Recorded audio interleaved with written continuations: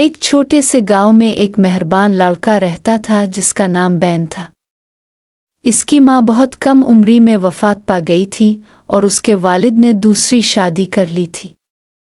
اس کی نئی سوتیلی ماں ایلیزا ایک ظالم اور خود غرض عورت تھی۔ اس کی 2 بیٹیاں کلارا اور میبل بھی اپنی ماں کی طرح ظالم تھیں۔ وہ بین کے ساتھ بہت برا سلوک کرتے تھے، اسے تمام کام کرنے پر مجبور کرتے اور اسے سب سے کم کھانا دیتے۔ بین کی زندگی بہت دکھ بھری تھی۔ اسے ٹھنڈی چھت میں سونے پر مجبور کیا گیا جبکہ کلارا اور میبل آرام دہ بستر پر سوتے تھے۔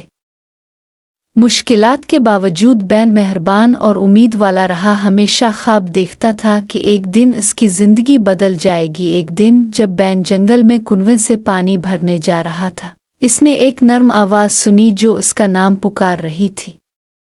تجسس میں اس نے آواز کی پیروی کی اور ایک خوبصورت پاری سے مل گیا۔ وہ چمکدار لباس میں ملبوس تھی اور اس کے پر ہیرے کی طرح چمک رہے تھے۔ پیارے بین، پاری نے کہا، میں نے تمہاری تکالیف دیکھی ہیں اور میں تمہاری مدد کرنے آئی ہوں۔ تمہارے دل میں صفائی ہے اور تم خوشی کے حقدار ہو۔ بین کو اپنے کانوں پر یقین نہ آیا۔ آپ کون ہیں؟ اس نے پوچھا۔ او میں جادوئی جنگل کی پری ہوں، اس نے جواب دیا۔ میں تمہیں 3 خواہشات پوری کروں گی، انہیں سمجھداری سے استعمال کرنا۔ بین نے پری کا شکریہ ادا کیا اور جلدی سے گھر لوٹ آیا۔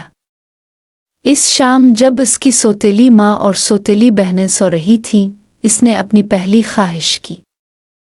میں چاہتا ہوں کہ پورے گاؤں کے لیے کافی کھانا ہو، اس نے سرگوشی کی۔ فوراً باورچی خانہ لذیذ کھانوں سے بھر گیا۔ اگلی صبح ایلیزا اور اس کی بیٹیاں یہ دیکھ کر حیران رہ گئیں۔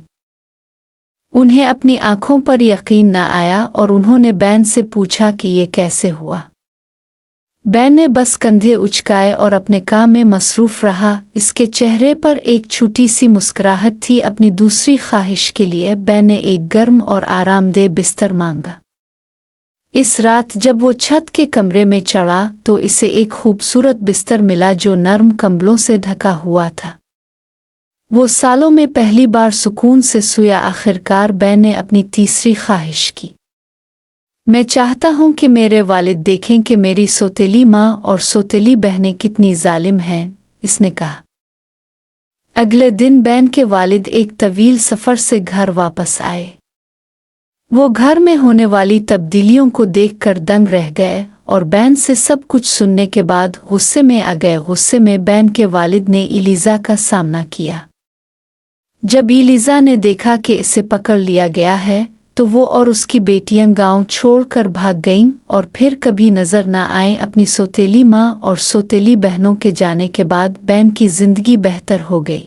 وہ اور اس کے والد خوشی سے رہنے لگے اور اکثر جادوئی جنگل کی پری کا شکریہ ادا کرنے جاتے تھے جس نے ان کی زندگی میں جادو اور مہربانی لائی تھی۔ اور اس طرح بین کی کہانی گاؤں میں ایک کہانی بن گئی، امید، مہربانی اور ایک صاف دل کے جادو کی کہانی۔